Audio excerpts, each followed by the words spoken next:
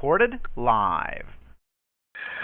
Hello, everybody, and welcome to the Genesis Science Fiction Radio Show, a service of the BlackScienceFictionSociety.com website. Welcome to your September 23 edition of the show. My special guest tonight is Wilson Jr., but he goes by Oz, and he's coming to us from Detroit. And we're we're a little amazed that we live close enough to each other where we should have seen each other soon or sometime. But I think that's probably coming in the future. So welcome to the show, Oz. How you doing, man? Hey, William. Thanks for having me. And I'd like to say hi to everybody out there and Genesis Science Fiction Radio. And I hope that the time we spend together is going to be very worthwhile for all parties involved. Oh, man, if nothing else, it will be entertaining. So, yeah. Okay, so, I mean, you know, I told everybody that you're coming to us from Detroit. Mm-hmm. Are you, like a native there? Are you a transplant? Give us a little bit about your early history. All right, well, I was born the son of a poor black sharecropper who started out in the church singing. Okay. Okay. I like it. No. You already got that whole what do they call that? That whole documentary feel to your to your life. And seriously, I mean, where did you spend most of your youth, as they say, most of your youth? As a youth, I spent most of my time here. No, I'm a native, born and raised here in Detroit area. Yeah, I haven't been there. I have been there a few times, but I haven't been there since, probably the 90s. And back then, the big downtown convention center was just being built. Mm-hmm. It wasn't very well populated. I think there was maybe one or two hotels that were open. We were staying at one. We were doing a presentation. I was hired by Leo Burnett to help them with this whole new media thing, this whole new internet thing. Okay. And so Leo Burnett hired me to go with their sales team and explain what the internet was going to be good for to their marketing and advertising clients. So I do have a short, quick story, if you don't mind me telling it. Go right ahead. Okay, so we got there, and we were still working on the presentation, and had to go to a Kinko's to do some copying, some binding, some color printing, and come to find out, they would not do any copying or printing of anything that had a automobile company's logo, and we were presenting to Oldsmobile at the time. So, and we had a tough time talking them into it. We had to bring credentials. We had to show them what we were doing, and finally, after a whole lot of brouhaha, they let us do it. So we get done with all of that. We get back to the hotel, and it's a hotel that's it wasn't really finished. I mean, it had no restaurant in it, and we were hungry. So we asked, well, where can we go? And they gave us direction to this one place. We went there. It's like a bar restaurant. So we're eating out in the main area. There's a little party room in the back. Not a party room, an alcove. And there's a bunch of kids in there. Well, maybe not kids, but, 17, 18, 19, 20, 21. And come to find out that they were really pissing off the restaurant because the ones who were 21 were buying drinks for the ones who weren't. So finally, the waitress had enough and was cussing them out. And we're sitting there and wondering what is going on. Is this a usual thing? Come to find out, it was owned by Otis from the Temptations. Oh, yeah. I don't know if you know the place, but, I mean, this was 20 years ago. More than, too many years ago. And so, they, all the kids, they did pay and they left. About 5 minutes later, coming in the back door, the front door, and the side door, were tactical officers, in body armor, helmets, and everything, looking for these kids. And they crashed in there and scared the hell out of us. We're just there to do a presentation, and there they are. And then outside, the kids are driving by in all their cars and everything, honking horns, flipping them the bird, and they took off. So that was my intro to Detroit. Great. I'm in a great place. Oh, all the pictures up there of the Temptations, everybody from Motown and stuff like that, all these signed pictures. It was a really cool place, and we had to tell these tactical guys, no, we ain't with them. So that was my intro to Detroit. I've been there, but I haven't been there in a while, and, knowing that you met up with Jarvis at these conventions and that the conventions sound like great deals, it really makes me want to come on up there and see you guys. Well, your experience sounds like a typical Saturday night in a D. So, that's just par for the course here, Just flavor. Yeah, exactly. It's just a little local flavor. That's all that is, and then, we spice it up with, we have a lot of pockets of really great our graphic artists, right, computer artists, literary students in the classical sense as well. We have a great creative college of design right in the center of downtown Detroit, where that's all they do is, graphic arts design. Right. It's a great resource for people such as ourselves, or especially writers who write, but they don't draw, so they can just go online to this college's website and hire artists and give them exposure and still get jobs done. And it's a great melting pot. Lots of people know that about Detroit. Yeah, it really is. It's, when you think of Detroit, you think cars, Motown, like you said, the Temptation, that type of thing. But right. in the underbelly, there's a lot of different stuff going on. We're developing kind of a Midwestern Silicon Valley flavor, thanks to Dan Gilbert and his infusion of cash into the downtown area.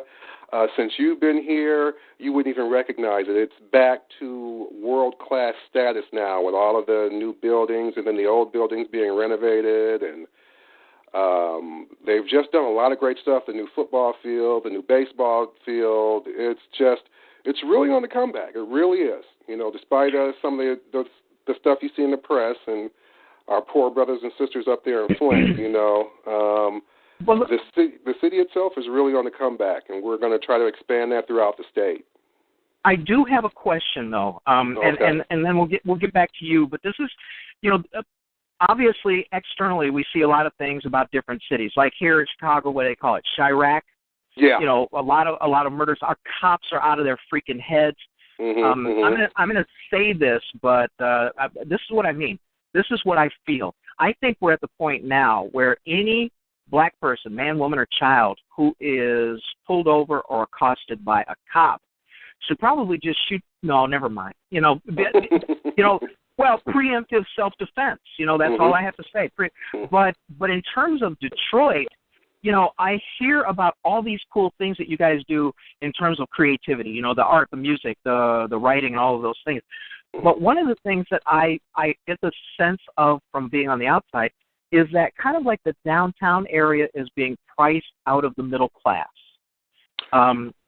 Gentrification is. Yeah. Is that kind of true? Would that be fair to characterize, or is that unfair? It is getting to that point. The immediate surrounding areas are holding on, but all of the rich social areas, the hip cultural spots, those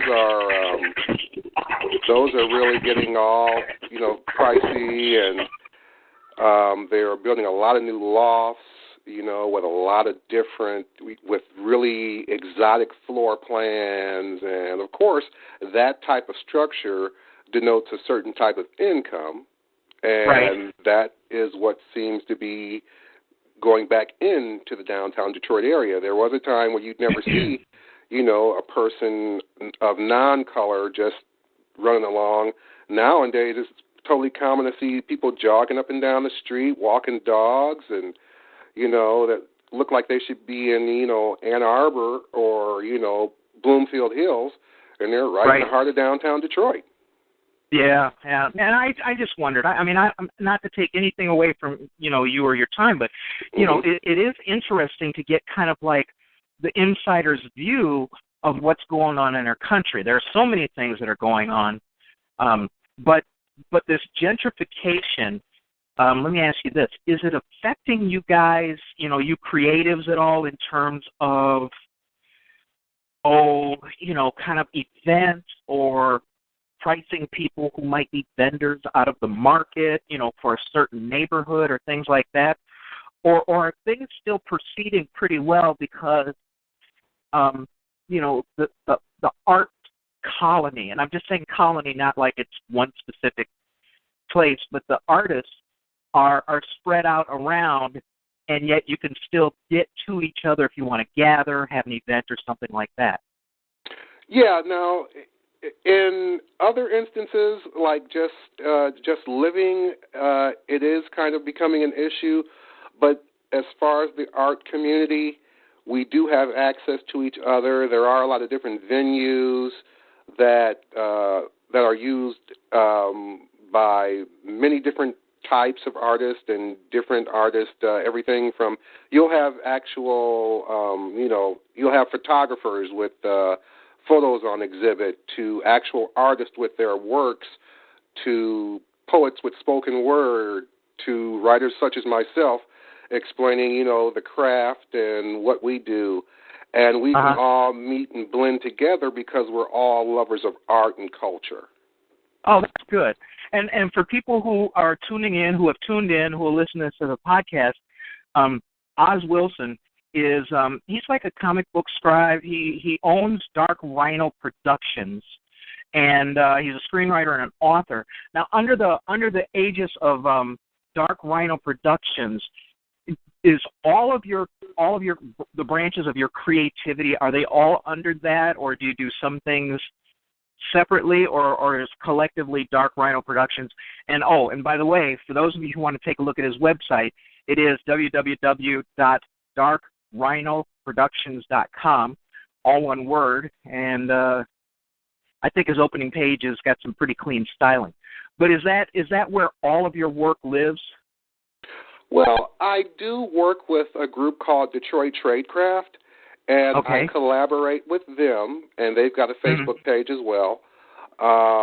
And I work with them on writing projects. We do seminars for the kids for free if you want to get into writing or comic book art. And I do work with them. We do have a couple of group projects, like there's one called The Door. It is available, I believe. It's a comic book series. It's an urban version. I don't want to say like the Chronicles of Narnia, but the storyline is about a magical door that's purchased from an ancient mystical curio shop. And, of course, the family doesn't know that it has these mystic abilities to transport them anywhere through time and space. And they find out the hard way, of course. Sure. Yeah, and that was a project that I co-wrote. But everything else, Shadow Walker Chronicles, Hybrid 121, the Cromwell, a hip-hop haunting, which was turned into a film called Fury, that I have a story by credit for. I think it's still available for download on Amazon and iTunes. Those are all done under the auspices of Dark Rhino Productions. Okay. And so, you're a native in that area. Obviously, you're creative.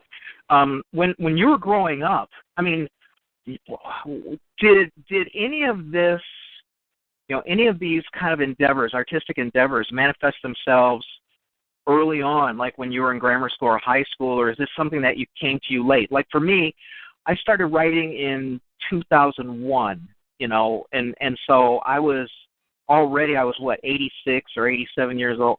No, I'm just lying. But you know what I'm saying? I didn't come to this until much, much later. How about you? I mean, we're early on, and I know every single artist says, well, I picked up a crayon when I was 2.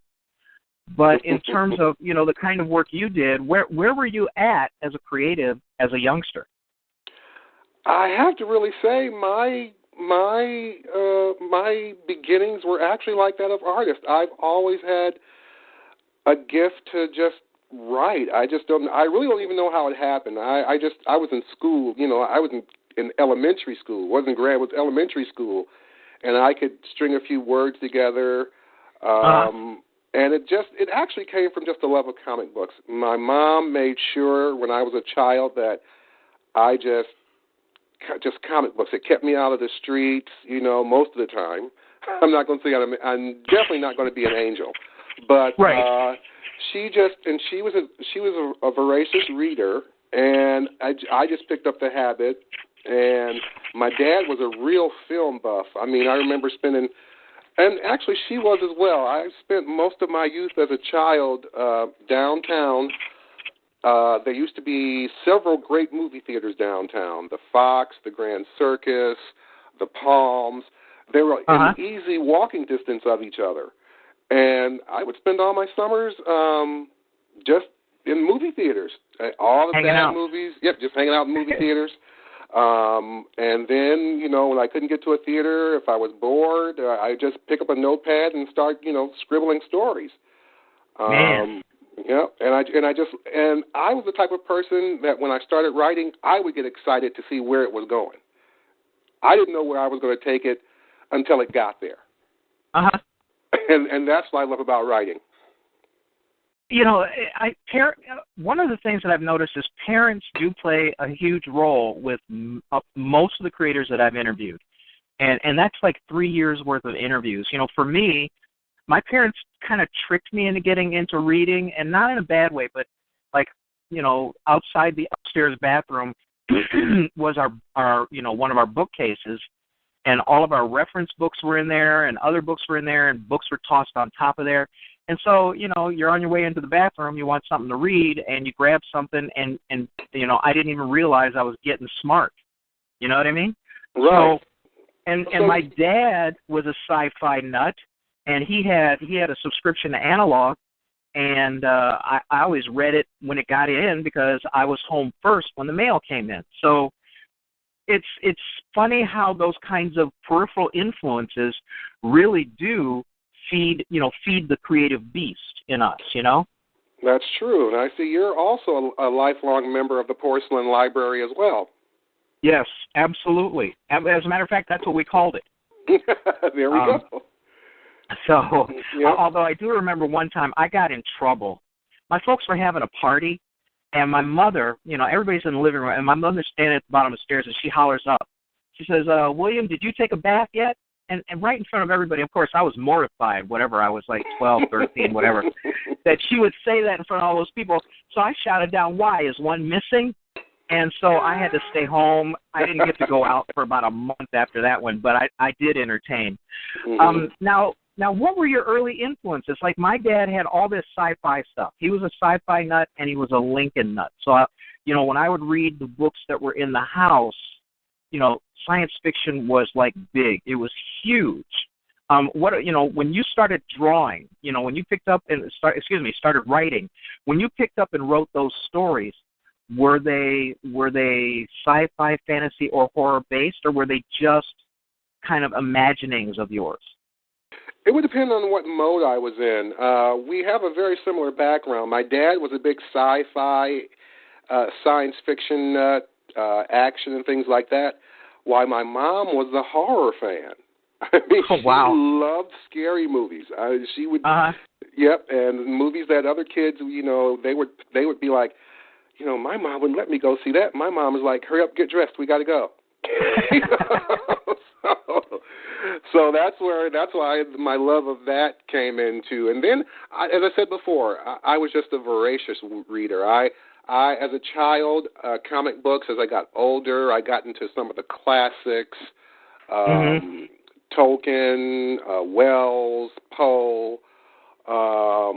And then, as a young adult, I really devoured Stephen King, Peter Straub. And then, of course, I went back into the classic science fictions, Heinlein, Asimov. And as I got older, go ahead. I'm sorry. Go ahead. No, I was just going to say I started out with the Golden Age authors, of sci-fi. Okay. So go ahead. I'm sorry. And then when I started blending more of the being awake, as we say now, but, just more affirmative of being African American, I got into Octavia Butler, Stephen Barnes, Tanner Reeve Dew. As a matter of fact, Stephen Barnes was one of my mentors, and I had the pleasure of meeting him at the big science fiction convention, the North American Science Fiction Convention here, that I had a couple of seminars at, and he was the guest of honor. So I got to meet him in person. And it's just been love. I mean, I just love, and my best work, I feel, is when I can blend all three together, science fiction, fantasy, and horror. I feel that that's when I'm, reaching my peak as a writer, when I can blend them all, although I do love separate genres. I've got some things in the drawing board that we can talk about later on.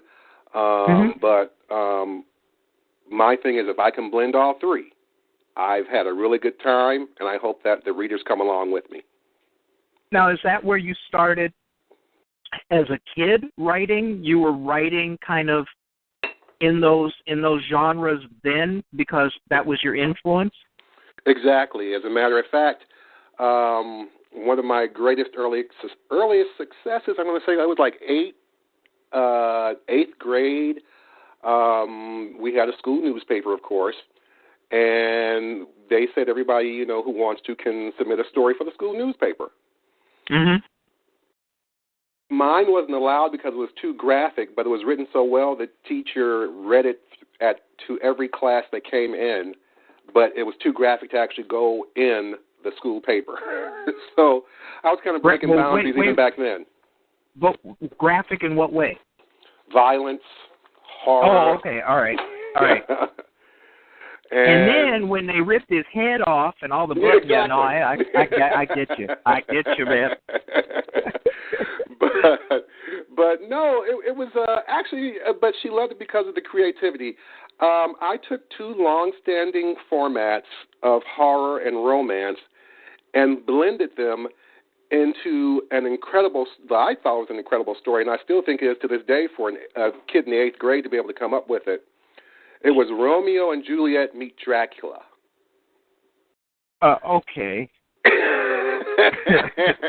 And from that point on, throughout, junior high, high school, I was always called on to write things. From that point on. The die was cast.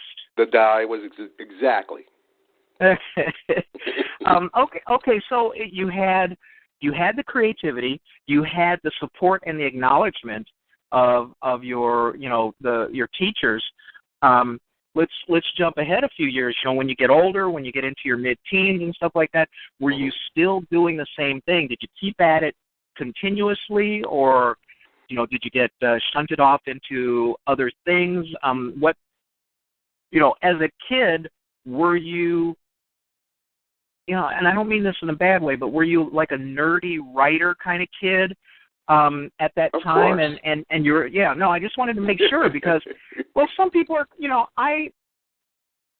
I look back and I don't know if I had a normal childhood or not because, I didn't live anybody else's childhood. Like I didn't live your childhood. You tell me about it. And for you, it sounds like what you were doing was perfectly normal for you. And what I was doing was perfectly normal for me.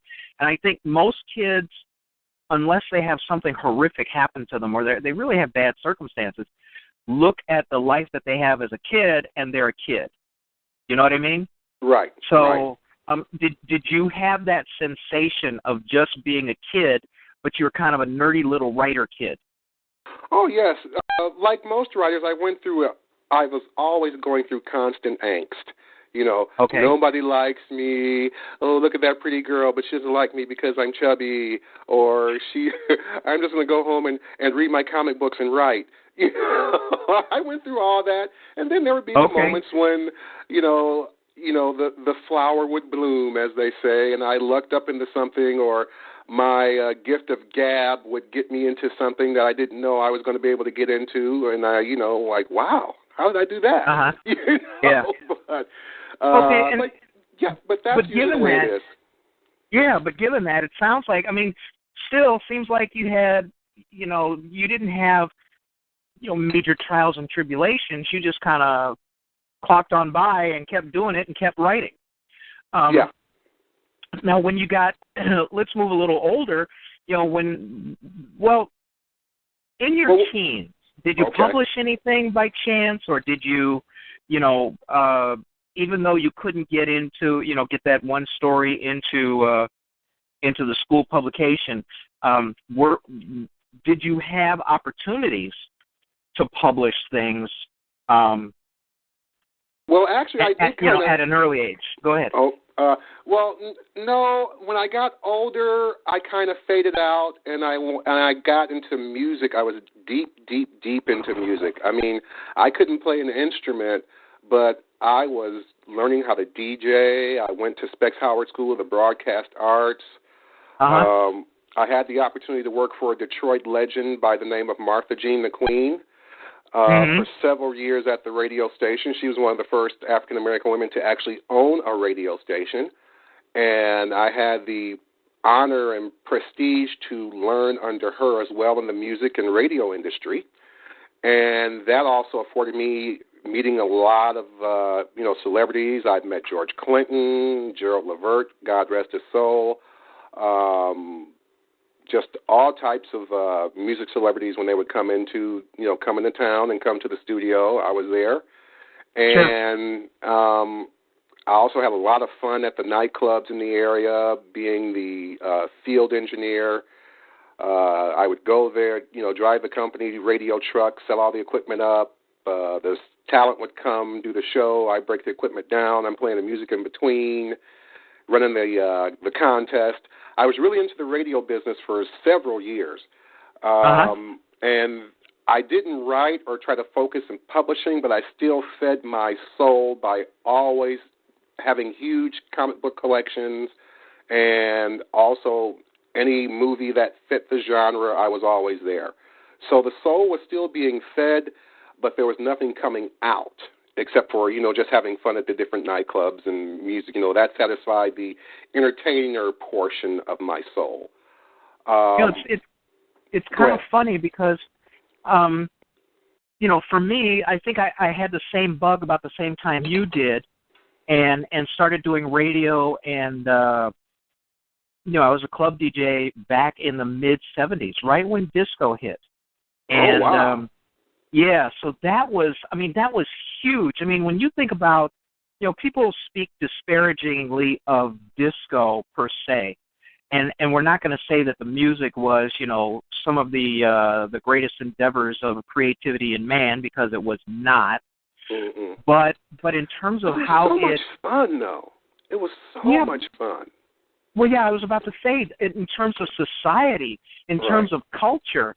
Oh, man, I'm telling you, the things that I did, I didn't do Will Chamberlain numbers. No, never mind.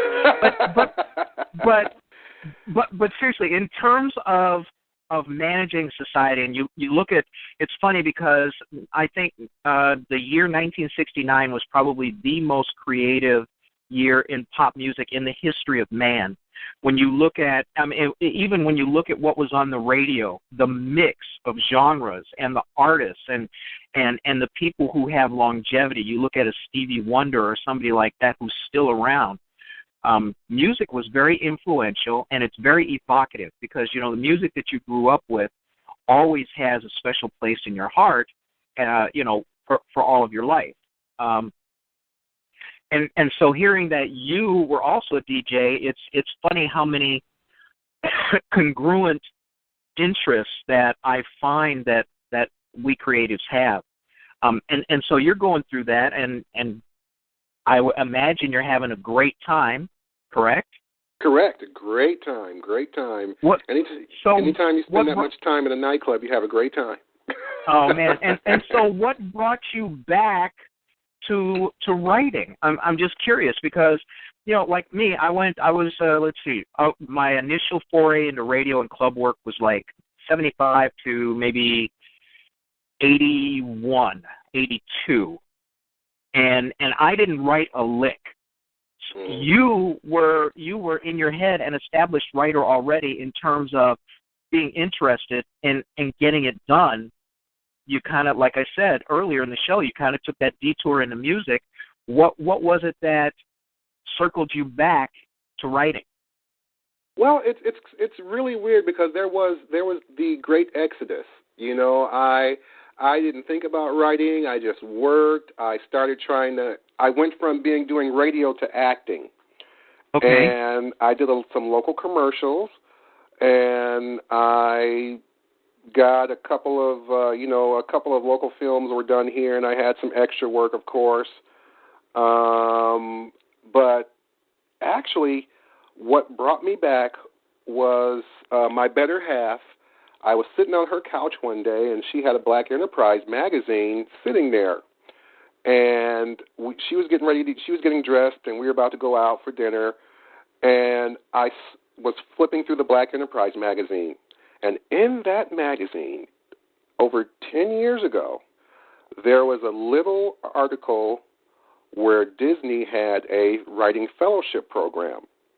Okay. And I said, wow, I used to love to write. Maybe I was just joking. I used to love to write. I bet you I could get into this. And she said the magic 3 words, why don't you? Mm-hmm, mm-hmm. And, of course, not having actually, I had the basic gift, but not the skill at the time for screenwriting. Now, I could write a story, but, Sure. Screenwriting, it's still a story, but it's a story told in such a way that's universal, and it has to fit certain parameters. And that's the difficulty when you start venturing from just free-form writing or writing a novel to writing a certain format for the market. And, of course, Okay. I didn't make it. But I'm glad I didn't make it because that made me work at the craft to the point where I got my first big break because I was just obsessed to prove to the world that I could do this. And a few years later, I heard about these pitch fests that they have in California. So we pooled our resources, and we turned it into a working vacation. We both wanted to go on a vacation. We hadn't been anywhere in a while, so she decided that we could make it a working vacation. We're going to go to one of these pitch things, and you have all these crazy movie ideas and these crazy sci-fi stories. Let's go see if we can sell one. And once again, I failed.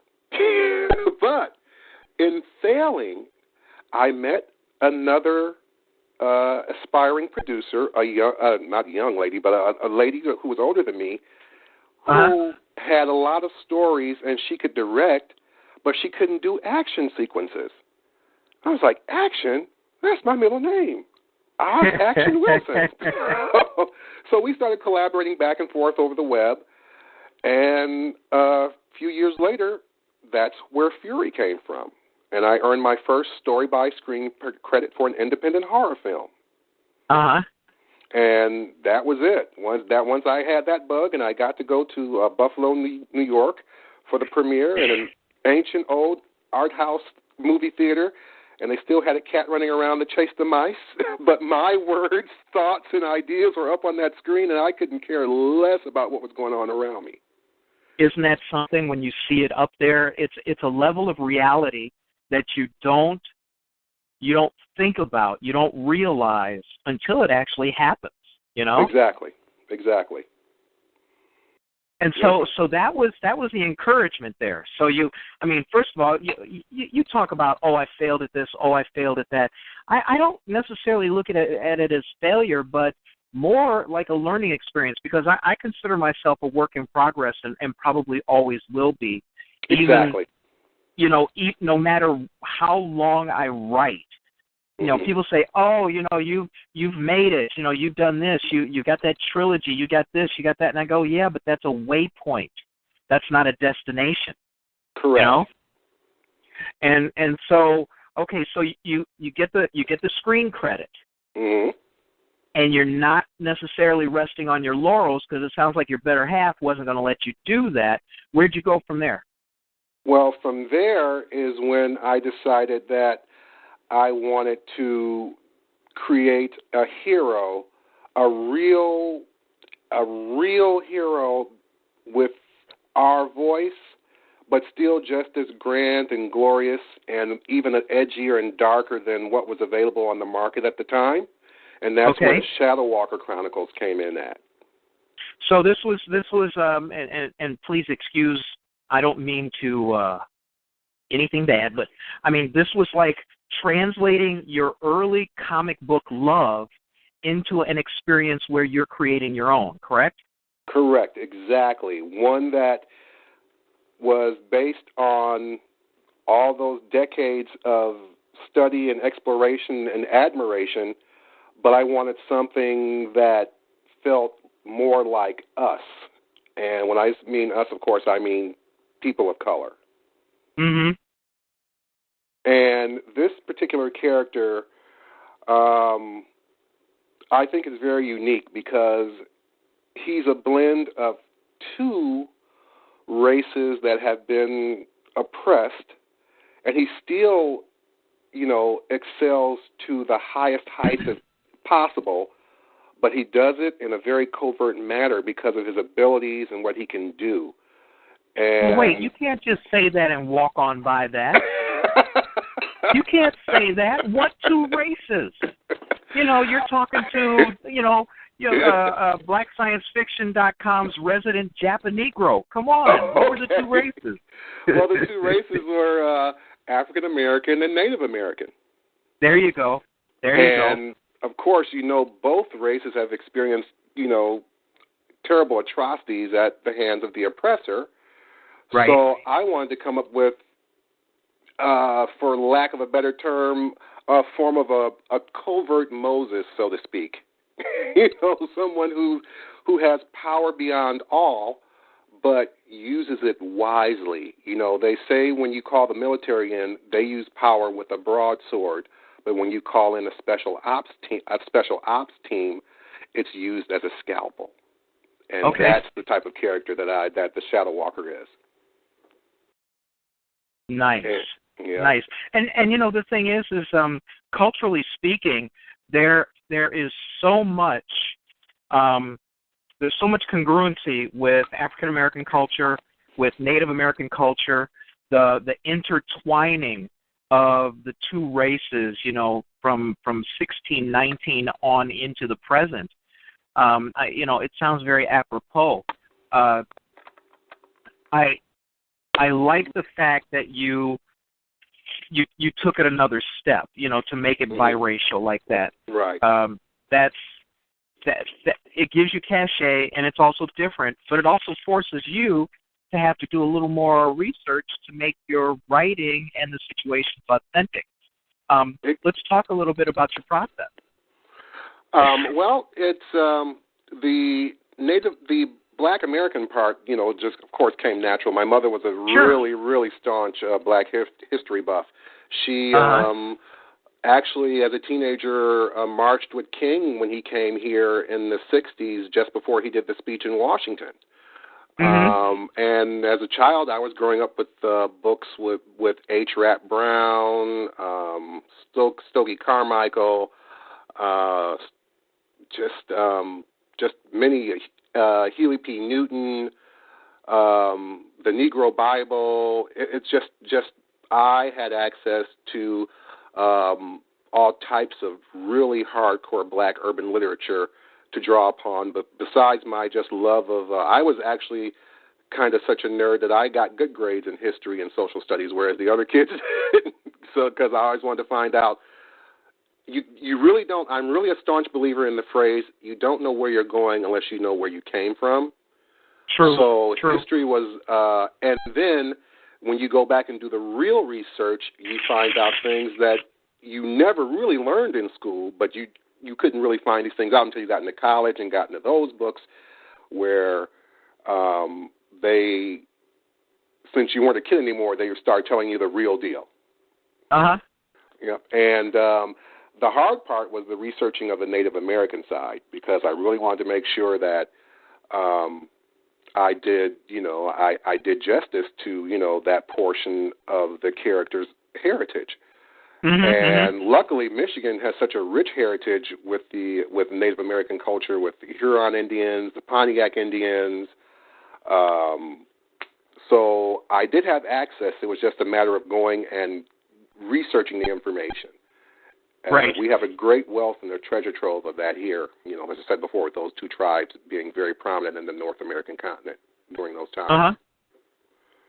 Yeah, it's funny because my grandmother was half Cherokee and always hid it from us until finally you look at pictures of her and she looks like Sitting Bull's grandmother, Right. And my grandfather, he didn't say anything about it. He didn't even joke about it. It was, when you're that old, I guess, their perspective was a lot different. And it didn't make much difference to them. But later on, for me, finding out that my grandmother was half Cherokee was such an interesting thing. Here I am. I've got a Japanese father and a black mother in my teens. And that was pretty different for the 1960s. And the 70s. So. It wasn't as prevalent as it is today, people being of mixed races. So, naturally there was that interest. When you looked at putting your characters together, you made the deliberate decision, for you to have this commanding biracial character. What kind of, was there some empowerment there for you, doing this? Obviously, you wanted to create characters who look like you, characters who are relevant to you, at least culturally and sociologically. But, when you drive those two together, that's fairly unusual. Even as we sit here and talk about it, we know that there's so many black folks who are genetically mixed with Native Americans. But, what was the triggering event for you? It was the common oppression. You look at I get it. Yeah. Right. That was it. It was the common oppression. It was the fact that when a lot of African American slaves, ran away from the South and made their way up north, some didn't stop in the free states. They kept going even further north into the woods because they were so afraid that the slave traders would still follow them up to the free states. Look at Solomon Northup, and stories like that, where,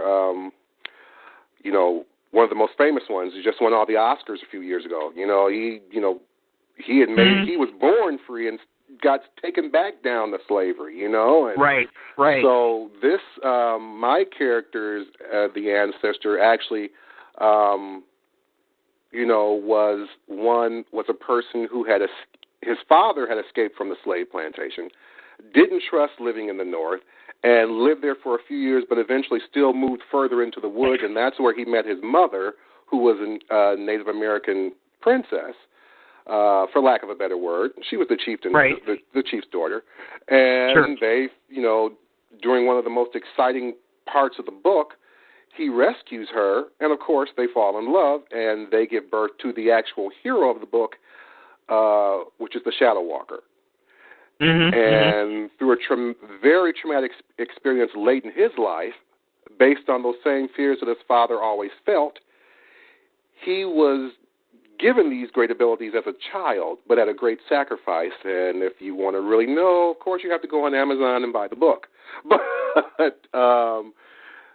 that was the core of it, just the fact that they were both, this was their land, and they were driven off of it, and we were brought over here against our will. And I was like, and the amazing part is no one ever thought to do that before. I thought I would be late to the gate, but I really found out that no one's ever thought about putting those things together. So I guess it's a good thing I do like to write, and I came up with that concept first before anybody else really did on a big scale. Well, and the other thing is that, you don't know sometimes you don't know where your creative mind will take you until you're on that path. Exactly. And the fact that you mixed the two cultures out of oppression came, your creative character. Still, to show, no, let me say this. It's implicit in our lives as people of color. For those of us who are successful, to laud our success when so much is stacked against us. And so I'm thinking that a superhero or a primary character in your writing who is a mixture of two oppressed cultures, that's very fertile ground for putting together some pretty compelling stories. Exactly. And I'm wondering, I know you focus, well, no, I don't know, but who are you focusing as your audience? I mean, because, excuse me, this is something that I think would be great for kids, and comics are accessible culture for kids, accessible learning for kids. When you were putting this together, were you looking at a certain age group or not? Sometimes people do, sometimes people don't. I wrote my book and I realized, I put a sex scene in here, maybe not going to be in high schools all the time. You know what I'm saying? Right. And here's the strange thing. When I'm at the local events selling the books and things like that, and Jarvis, can tell you, right. I get adults coming to talk to me with their children, and I have to explain to them that this is kind of, my story is for mature readers, but right. They want their kids to have something that is from their perspective so badly that's culturally relevant. Exactly, that's culturally relevant that they don't care about the fact about the mature level of the subject matter, sure. as much as they want them to understand that people like us can do things like this, and not just the other people as well. Right. And of course, working with Detroit Tradecraft, we also have children's type, more teenage, young teenage type comic books to sell as well. My stuff is really strictly kind of more for the young. I'm going to say college age, not young adult. Yeah, young adult. Young adult. Exactly.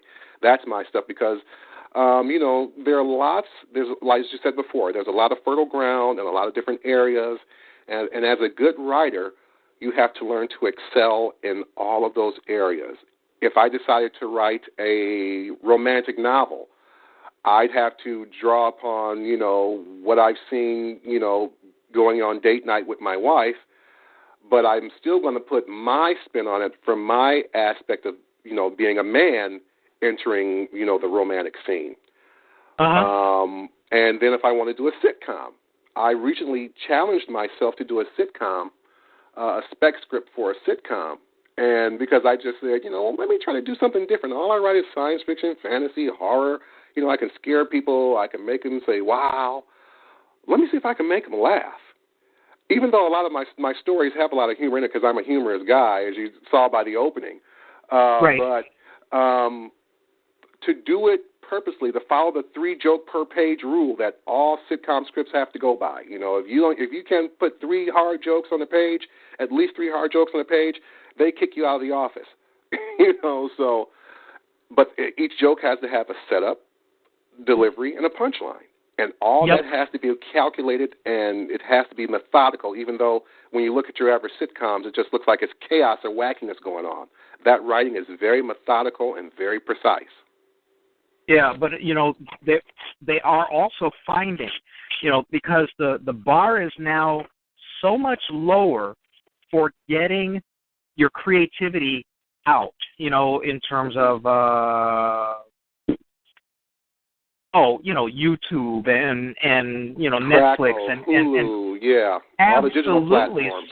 So now we're finding out that all of these hard and fast rules that everybody has been eliminating, that have been gatekeepers for creativity, are not so hard and fast after all.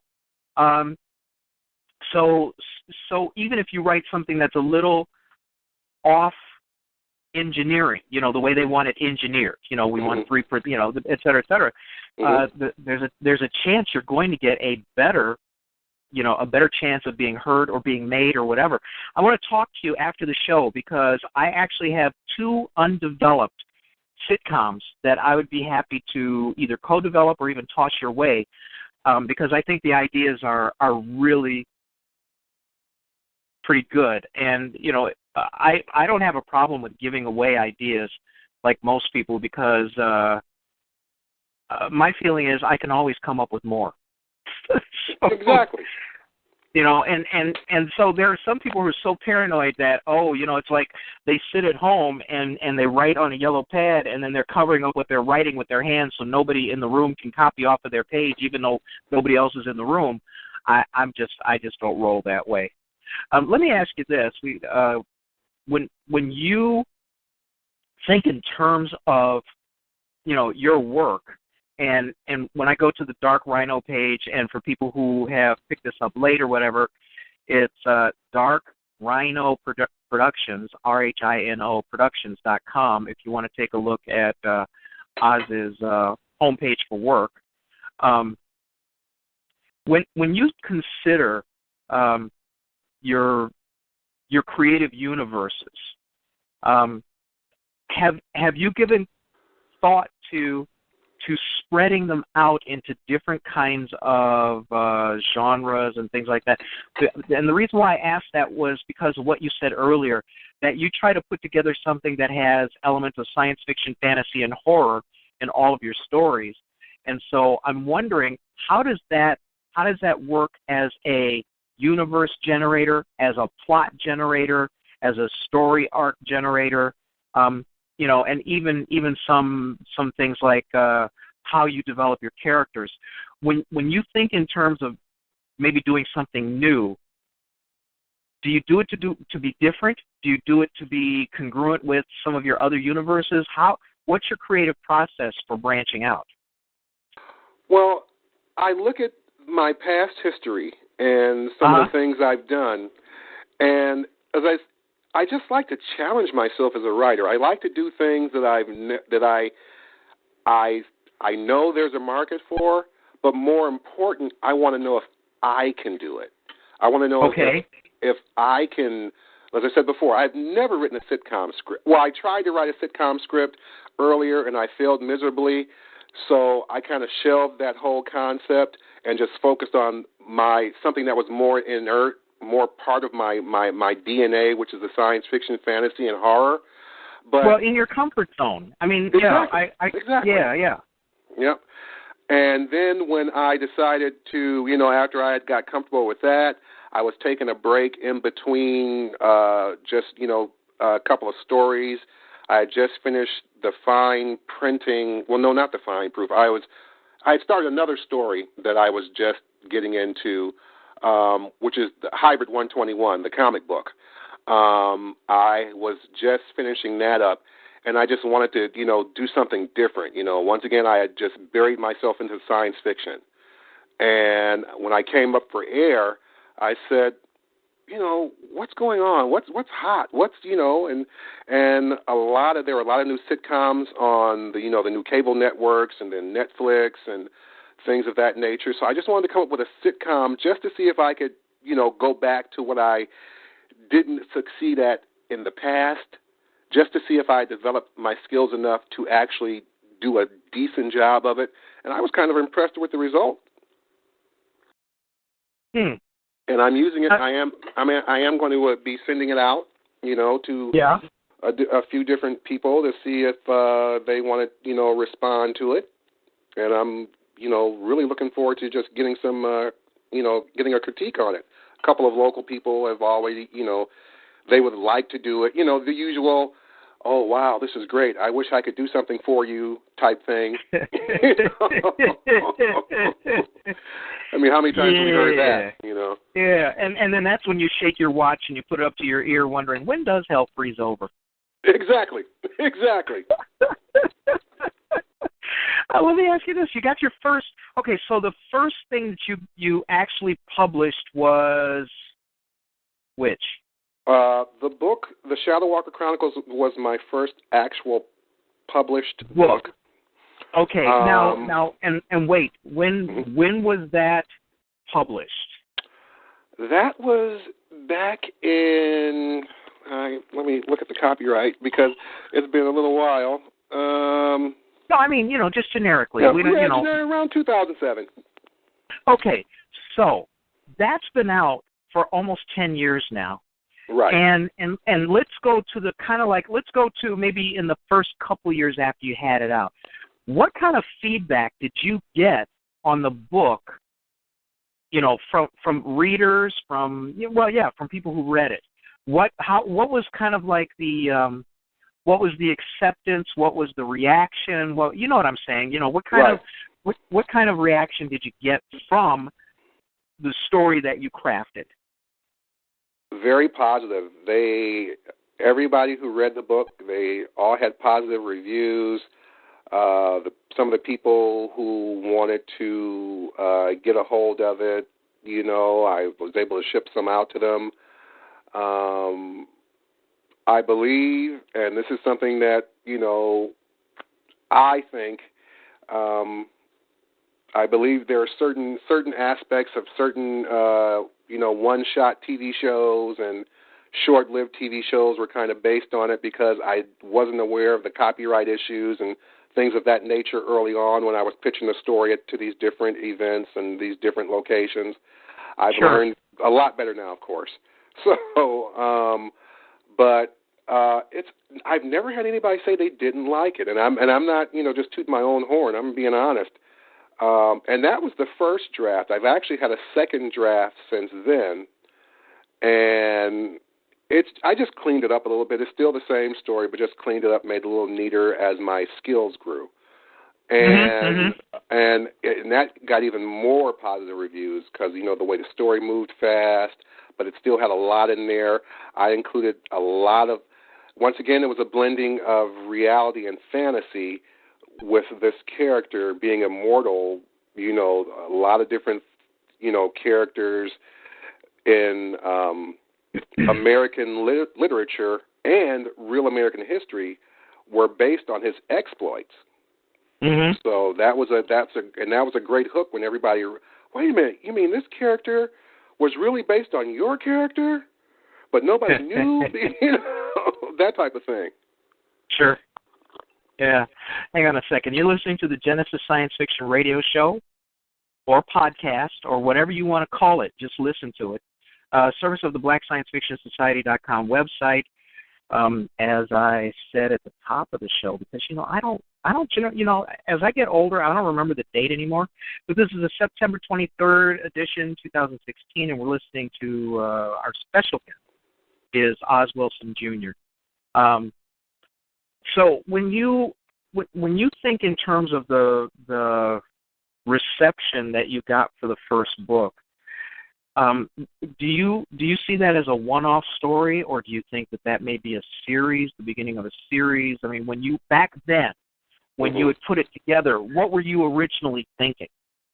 Oh, it has to be a series. This is just the first one. It has to be a series because he's lived so many different lives. So this is definitely just the first in a series. I've started another kind of a young adult series that I'm going to actually put the marketing together for it. The story's done, and I've even written a screenplay based on the book my book and this other concept that I have as well. But I took a break from The Shadow Walker to work on this other concept and finally finished it and developed it. But I never, I turned it into a screenplay before I actually put the marketing for the book together. But now that that's done and on the shelf, I have to come up with the creative packaging around it to get it to market. And that one's going to be more pure horror. And I think it's going to knock the socks off a lot of people because of the blend of horror and comedy, like, say, Ash and the Ghost Evil Rider. Dead series and those type of things. Yeah, exactly. Yeah. Yeah.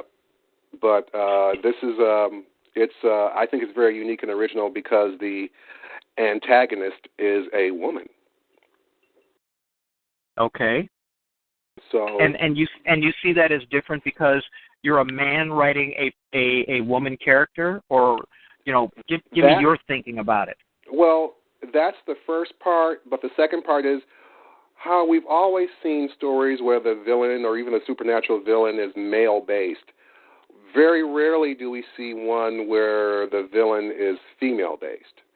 And I wanted to do something, once again, that was different, but yet to show that, trust me, they are the deadlier of the species when they want to be. Well, yes, they are, but you got to be careful writing that one, because if you handle it poorly, mm-hmm. you are definitely going to hear about it. Oh yeah, definitely. But trust and believe. It's one of those situations where you love the bad guy. The villains make the stories interesting. If everybody was going around, pulling kittens out of trees, we wouldn't pick a book up. That's true. So, that's true. Yep. So you have to find the darkest spots within you, and then turn the light off and make it even darker, and then that's when you start developing the character. Yeah. Now let's shift gears and let's talk a little bit about your process. I have talked about what I call the 80-20 rule, where 80% of your time is spent in about the business of doing business, mm-hmm. and then 20% of your time is you're actually able to devote to your creativity. Let's talk about in the early days, because when you decide to become an author, you are essentially deciding to becoming an entrepreneur. Okay, because you have to not only handle the creativity, but you have to handle all aspects of the business in order to get started. Unless you're very, very lucky and you do catch yourself, a great contract with one of the top 6 or 7 publishers in America, and I guess even some of the second-tier publishers too. But in your case, when you think about your early days, what were some of the challenges that you ran into becoming a published author, getting to the point where you published? Did you find, how much time did you find you had to spend in the service of business, and then how much was left for you to do your creative part? It was just like you said. I focused on the creative part because that was the love. But then when reality hits you in the face and you find out you got a box of books and it's not moving anywhere, it's not going anywhere but sitting gathering dust in your office, you got to get out and hustle. So yes. that was what I did. A lot of the local events, developing the web page. I still don't utilize social media as much as I should, but I'm developing skills there. I'm actually setting up a budget to, market on Facebook and Instagram and those different, social media platforms in order to get exposure. And that's the hard part. As a writer, you can have the great American novel, but if nobody knows it's there, it's just a bunch of papers sitting on your desk. Yeah, so, that's everybody's challenge. Right. Let's be honest. The bottom line for every creative, when they're starting out, is how do I elevate what I do above the background noise?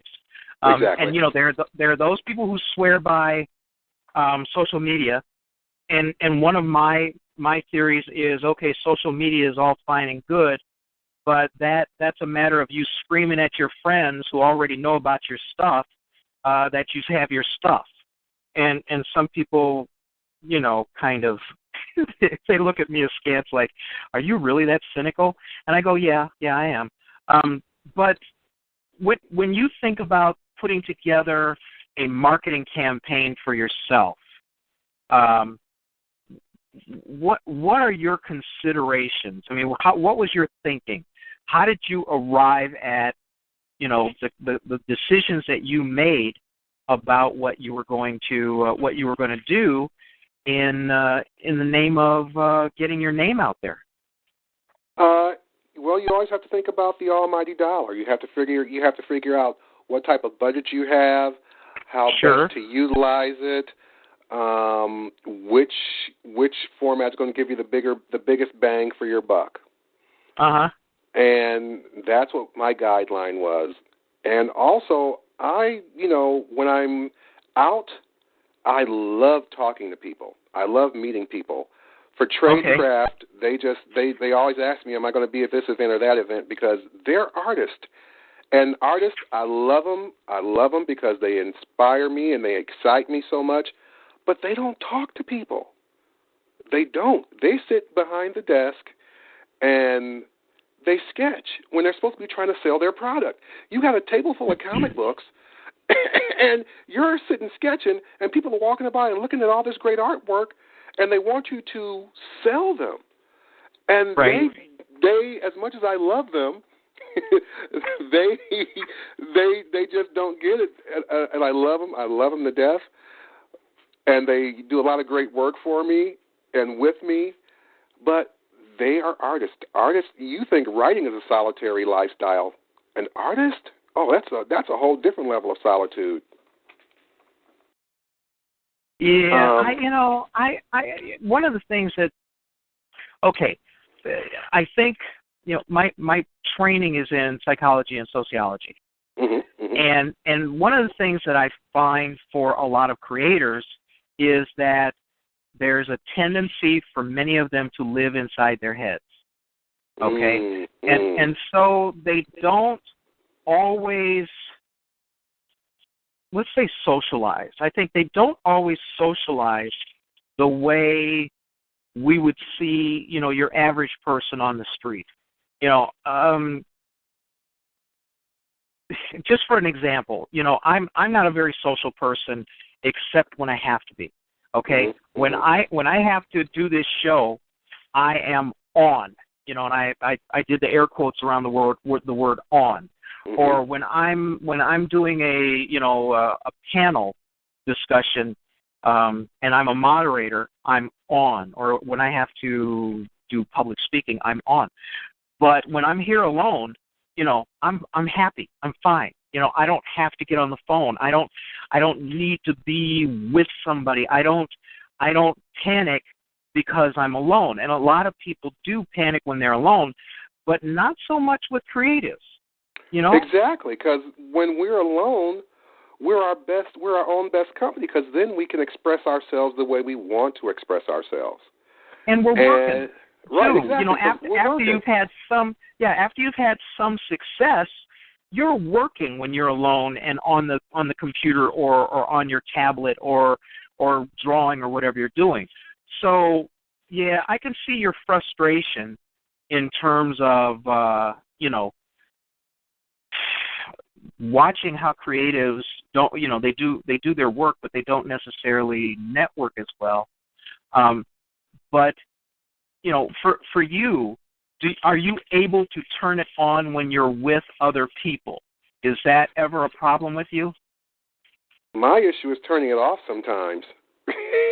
You're okay. All right, that's good. I'm one of those guys where I spend so much time alone, working, but then when I'm out there and I'm kind of like as you said, you turn it on, I enjoy that feeling of being on. That's the reason, I host the seminars, and if there's a young kid who wants to be a writer, I'll pull him aside and say, "Come over here, kid, let me talk to you." That type of thing. Or if it's, if we're at a comic book convention and people are walking by, I'm a carnival barker. Sure. And I don't mind that, because it feeds the actor in me. As I told you before, I used to do a little acting, and and now that I used to do, once again since being a kid too. I was always, little plays here or there. I was in high school. I was in 2 singing groups, and then when I wasn't singing, I was doing the technical stuff, being a stagehand, lights and mics and all that stuff. I always loved the theater and, entertainment, period. I was always driven towards that. I don't know why. I just gravitated towards it. And I found with writing that I enjoyed that so much. It was a sure way, but it also gave me a form of control. That's like, Stan Lee controlling the Marvel Universe and Julie Schwartz doing the same thing over in D.C. back when he was alive. And, you can, like they said, you wanted a universe, so you built it yourself. And that's what writing did for me. And also, as I said before, when I'm out, when I'm at the conventions, doing the writing seminars, I become alive again. Just like I'm alive when I write, I'm alive when I'm sharing the joy of writing with people, and that's what drives me. Mm-hmm. Man, and so how much mentoring do you do of the young? Because you did mention that. Oh, every chance I get. We're at every comic book convention. If I'm asked to do a seminar, I'll throw some stuff together, do a 45-minute seminar for whatever genre. I try to blend all three. As a matter of fact, at the one coming up in November, I'm doing a writing seminar, and I'm for just the short time I have, I'm going to try to blend all three: screenwriting, comic book writing, and novel writing. Just break 20-minute, in 20-minute segments, 60-minute segments, just 20 minutes on each. Just touching, just basic ground rules, nothing too intense because you don't have enough time. But just enough to, give them some basic foundations, and then they can go pursue it themselves at the level that they want to. I'm just providing, it's like they said in the Bible. You teach a man, you give a man a fish, he eats for a day, but if you teach him how to fish, he eats for the rest of his life, that type of thing. So you give them some basic knowledge and hope that they utilize it and further themselves and their own careers. Man, I mean, that's pretty cool because, not everybody does share their talent, their knowledge, things like that. And not because they're evil or anything like that, but, it does take a certain gregarious personality to be able to do that.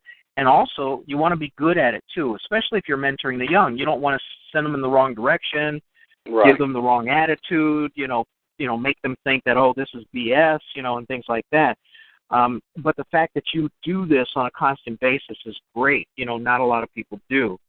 And the other thing about mentoring the young that some creatives don't realize is in many respects, you're also growing your newest customers.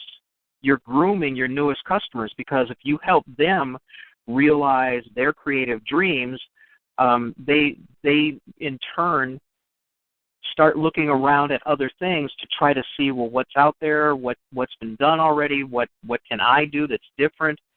So there's a huge kind of like pay it forward component, obviously, when you mentor the young. Let's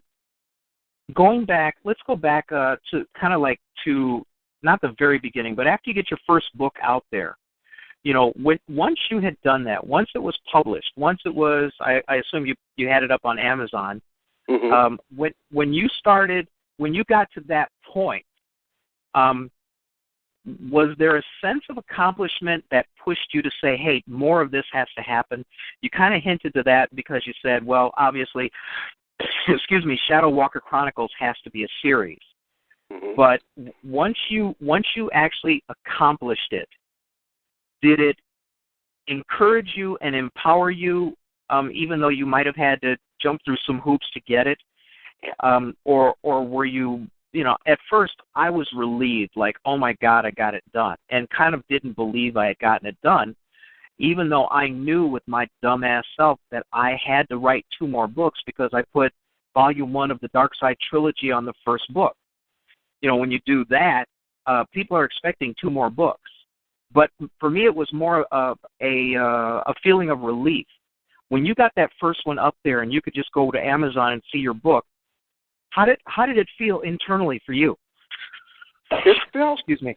I did have that sense of accomplishment, but I wanted more. I'm one of those that if you're too satisfied, you don't push yourself. And I never let myself get too satisfied.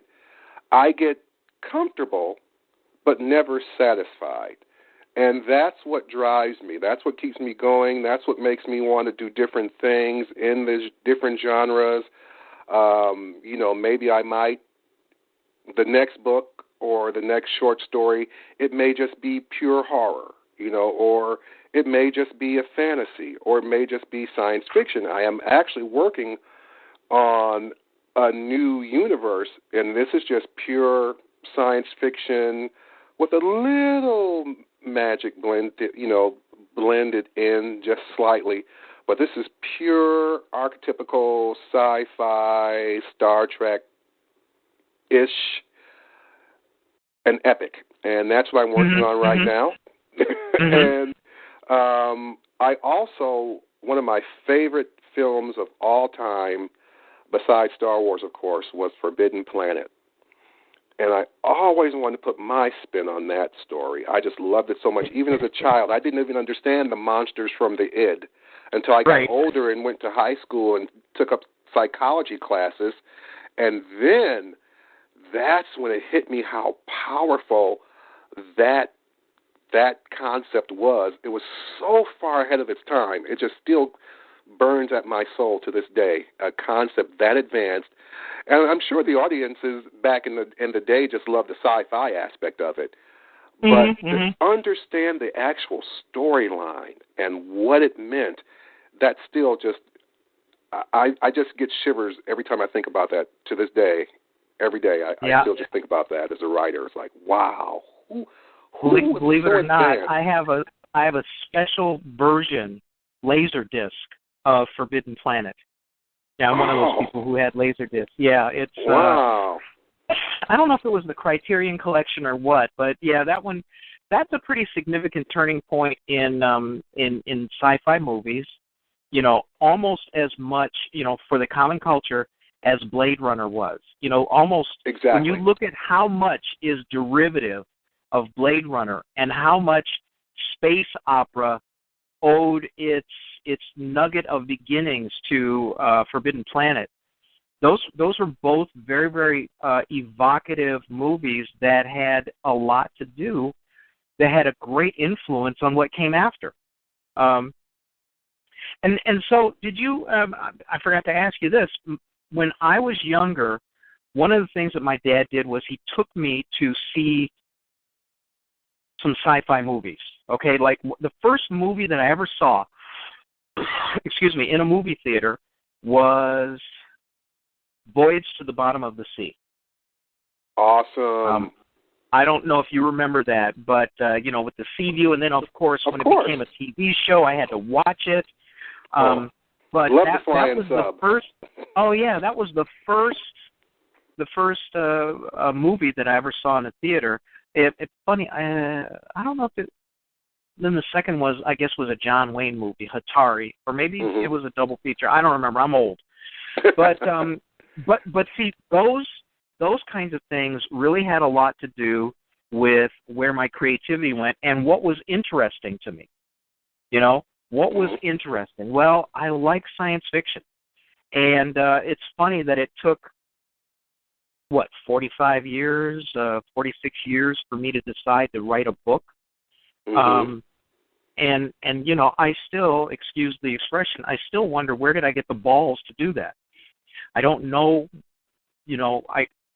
I kind of remember the story. I know exactly the moment it happened. But for me to even think to sit down and start writing a book, it was kind of a heady thing for me. I didn't have your history.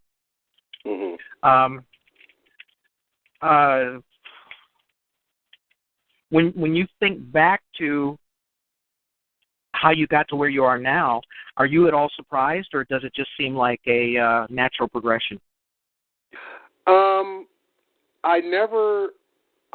At first, I always thought it was just, something I had a knack for.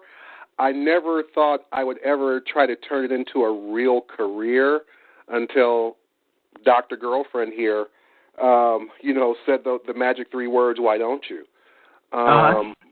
But after that, it unlocked something in me that had always been there, but I never pursued it, except for, when I was younger, of course.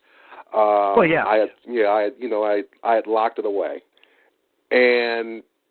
But the love of it was exactly the same. Like, we talked about earlier. My dad was a sci-fi nut, and he loved James Bond movies as well. So I remember one of my first movies was Dr. No. I remember going to the movie theater and seeing that with him.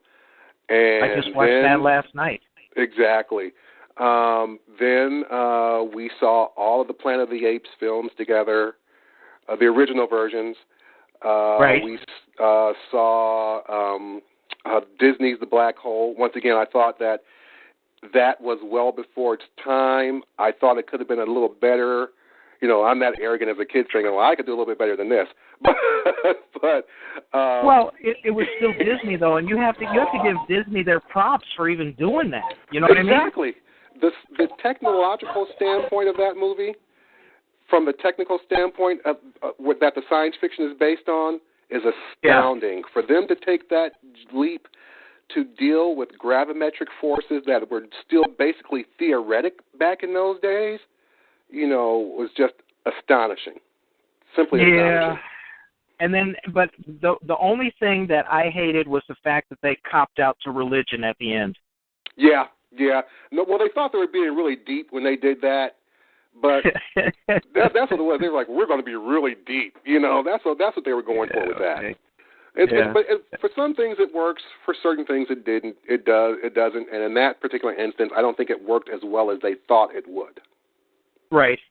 Yeah. Okay. So today, when you are recreating today, what,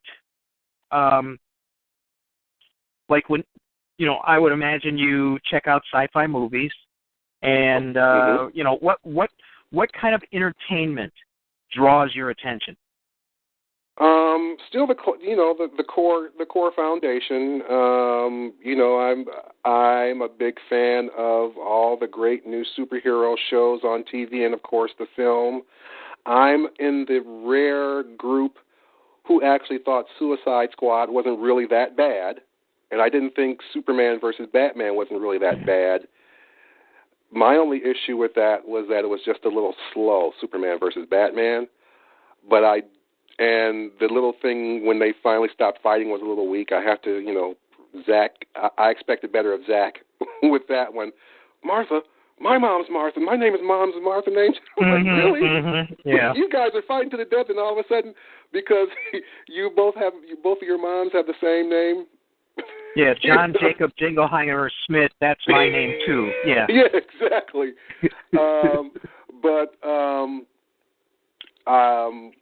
Wonder Woman made the movie. As everybody said, I just didn't think it was as bad as the critics and all of our good old buddies on the web tried to make it seem. Suicide Squad the same way. To me, that was just a fun movie. And then Superman versus Batman did its job setting up the Justice League series. So I thought they were pretty good.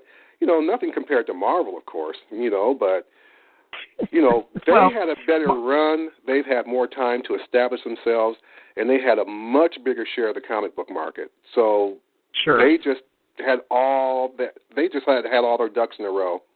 Well, they had some advantages that were both historical and some advantages that were actually creative. So yeah, right.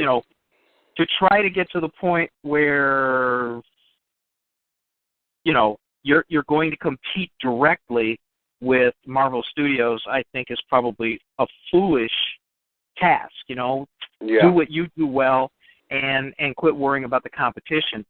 And if I were to be completely honest, I am finding the superhero movies to be less and less compelling. In more instances, they're jumping the shark. They're doing things that are contrived. Yeah. A lot of the internet chatter has been kind of, okay, when is the bubble going to burst? When is Hollywood going to go back to doing other things other than superhero films? But as long as they're cash cows, a studio would be foolish not to at least try to, crank something out every so often to keep the cash inflow. Oh no, I don't disagree with that at all. I mean, I'm a little disappointed at the lack of creativity because there are so many other good stories out there that are not being done, and but business is conservative. They're going to do what they know they can make the money on. Right. You mentioned that you were doing some screenplays and things like that. Are you doing them of existing works, or are you actually doing something from scratch? I'm doing them based on my work. Okay. And as far as the Forbidden Planet, that's just something that I just want to see what I can do with it and still, pay homage to the original film, the original story. But as far as the screenplays, it's all based on my stuff because I rather work from a template that I'm very familiar with than try to, go from scratch unless it's something that I'm challenging myself on, like the sitcom. I've never written. I love comedies. I love that genre. Everything from rom-coms to raunchy college comedies, that come on late night on Cinemax. Those crazy ones too. Yeah. But I'm not as like you said. It's not really my comfort zone. So when I do something like that, I'm challenging myself. But as far as a screenplay, because the guidelines are so finite, there's just so you have to do this, and this. It's better for me to work from something that I'm really familiar with, so I know how to condense the book form, and because you have to condense when you're doing a book, when you're doing a film. As long as the Lord of the Rings movies were, the books were even longer, of course, as you know. So, right. And the fact that when the director's cut comes out, it's 3 hours long. It's like, oh my God, I have to pack a lunch to watch a movie. Yeah. Oh yeah. Yeah. Well, I mean, when you sit down and you find that your thighs and your butt are going to sleep watching a movie, it's right. And then the director cuts. You pretty much have to plan out your whole weekend around watching somebody's 3-hour, 4-hour extravaganza. Now, when you mentioned way back that you belong to a group that you do some collaborative work with, do you find doing collaborative work in your kind of in your creative wheelhouse, is that easy for you to work with somebody else, or does it take a little work? I mean, how is that for you? Because some people can collaborate, and some people just won't even consider it. I want to do my stuff. I don't want to, it's I got ownership, blah blah blah blah blah. How do you look at putting together, a collaborative work with either one other person or even a group? I can collaborate. I don't mind doing it. I do like to have, if it's a project that's combining, literature and art, I do like to have a strong say-so in the script, of course. The art, not so much, because I know what I like, but I don't have the skill to create it myself as far as the actual imagery. So I'm kind of at their mercy at that point. Sorry. Go ahead. Keep going. Okay. Yeah. I kind of I'm at the artist's mercy for that aspect. But when it comes to the script, I like to be heard. I'm not going to say I want to control, but I do like to be heard because words are my soul. That's who I am. That's how I express myself. They can do great lines, great shading, great graphics, but words are what I do, and and that's what I do.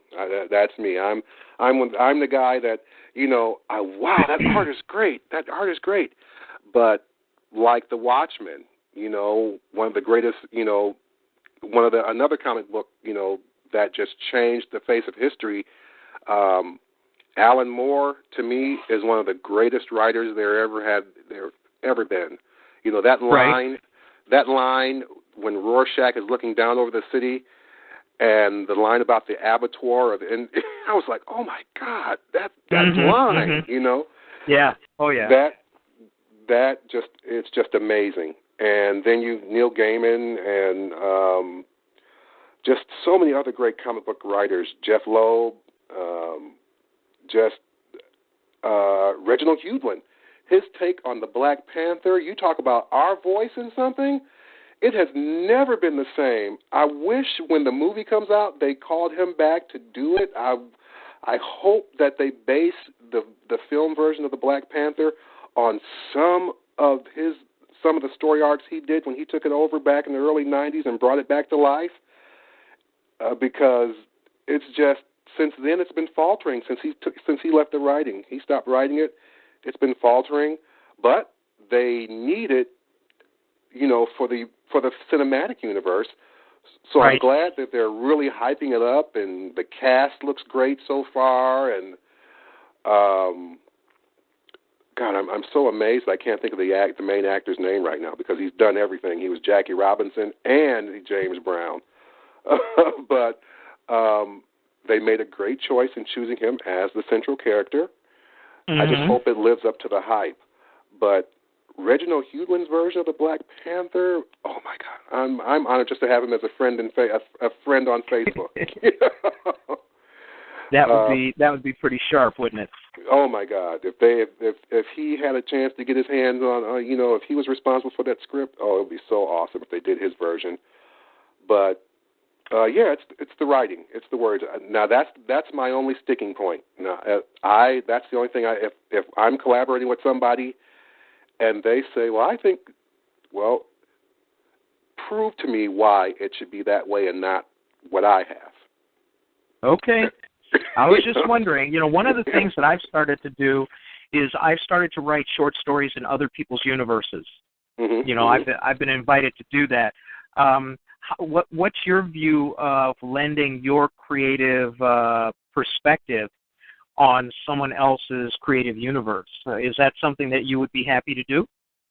Yeah, I'm always happy to help. If someone's stuck with something or they have a concept but they don't know how to flesh it out, I'm there. I'm there for them. Mm-hmm. And sometimes you have to write some bad stuff before the good stuff comes through. I've written some stinkers in my day. Trust me, I've written some stuff. But when you stop and look at how bad it is, and then you say, okay, you can do better than that. You just need to push yourself. And then you find out that some of the, when you do the next version or the more advanced version, you still find out that some of those core tenets from the early version is there. So it really wasn't that bad. It just needed to be defined more. And that's really what happens with me. If I think I wrote something that was really bad, I find that it wasn't really bad. It just needs to be cleaned up a little bit. Mm-hmm, mm-hmm. Which kind of begs the question. Let's circle back to your process. What's the hardest part about writing for you? Deciding where to really end the story. Because I'll start something, and then I'll walk away from it, but then I'll come back and work on it. Then I'll walk away from it. Then I'll come back and work on it. And just releasing it. You know the saying about writers, every book is their baby. As a writer, sometimes you just don't think you're ready to release your kids to the world. You really don't. You always doubt yourself. But you have to. I know. Go ahead. I'm sorry, go ahead. I was going to say, I know that I can edit forever. Exactly. That's it. And that's not so good, because I have to reach a point where I have to say, this is as far as I'm going to go. But then, even rereading my books now, I look at them and I cringe, because there's so much I want to change, to make it better, to do this, to do that. So for me, that's the hard part, is getting to the point where I can let go. And I want to say thank you to E. Ivory 504, Chadwick Boseman. Chad Boseman, yeah. Thank you. Yeah. But, yeah, you're right, because when you edit something, you as a writer, you just want it to be perfect. And you always doubt yourself. To a certain aspect, that's a good thing, because it drives you to be better. Right. So you just have to learn to work with that. Well, and I have to figure out, my first book, I was lucky. I was forced. I was told on Monday that I had to have it in by Thursday in order for it to be available for the Christmas season in 2009. Okay. So my editor had to move into my living room while we went through 220,000 words to try to get it ready for that Thursday upload. So that was a hard one. And also it was my first book. And my first book, I didn't know a damn thing about writing. I had not done any creative writing. I'd done technical writing. All kinds of technical documents, but I had never done anything creative. So it was really a learning process on the fly. So much so that it started out at 330,000 words, and my first editor cut it down to 220. So it went from 750 pages down to 500 pages. That was a huge, I learned a lot just watching how she edited. Mm-hmm, mm-hmm. So that was a huge learning process for me. For you, what's the easiest part? Is it crafting the characters? Is it writing the story? Is it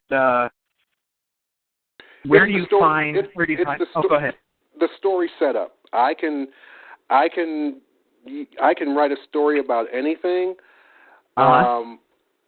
And a part that I really enjoy is character development, because I didn't learn until later on when I started writing that each character must have their own voice. And I know that sounds kind of weird because you think that's like a fundamental principle, but a lot of people don't know that. A book or a story is successful because as the reader reads it, each character forms a different image in their mind. And right. The hard part is matching dialogue to a character to make that character an individual.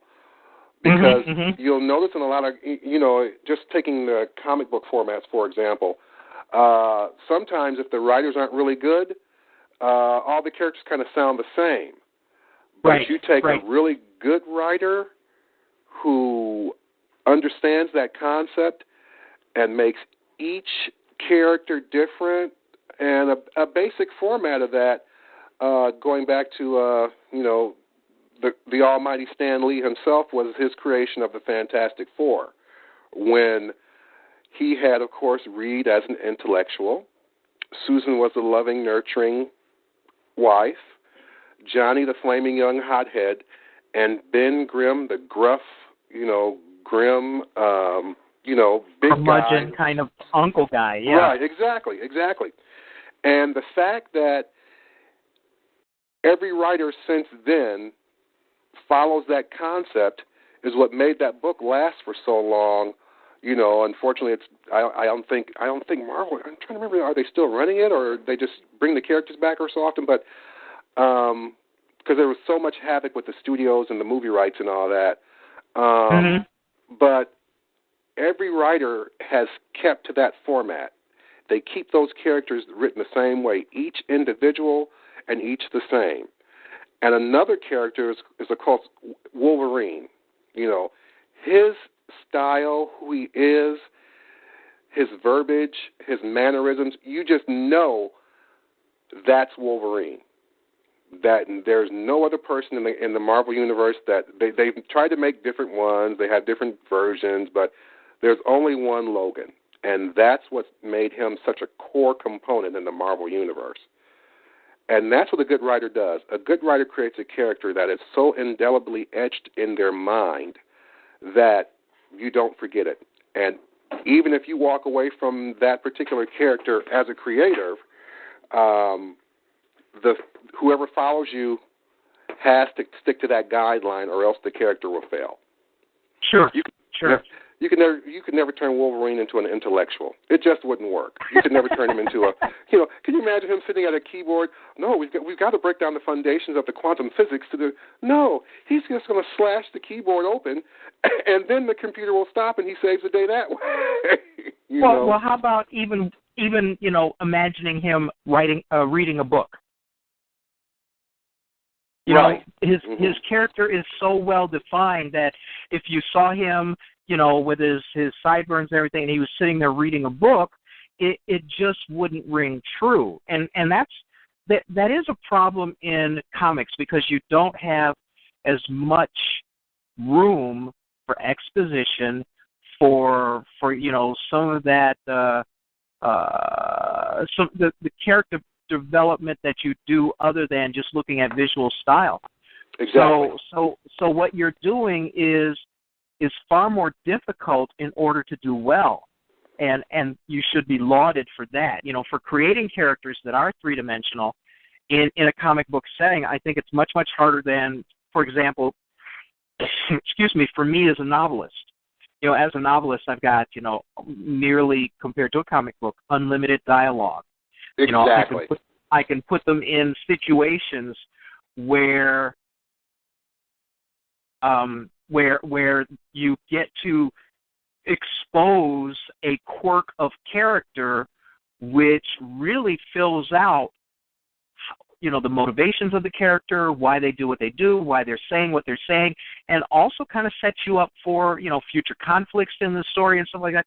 Comic books don't have that luxury, so I find it to be in order to do comic books well, I greatly admire the people who can do that, because not only do you have to have great, compelling visuals, but you still have to tell a story. It has to have a beginning, a middle, and an end. You still have to have some conflict in order to shine, make your characters shine.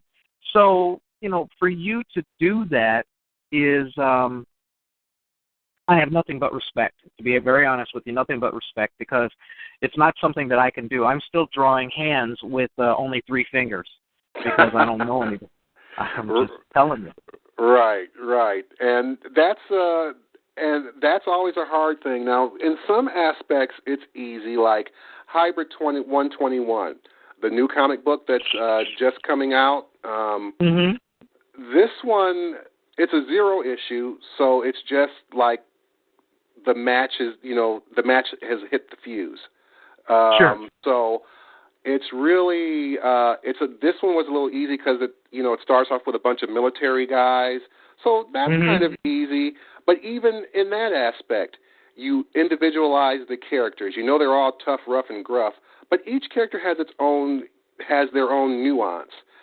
There's the radio operator. He's more of a kind of a nerdy guy, so he's not blood and guts like the other guys.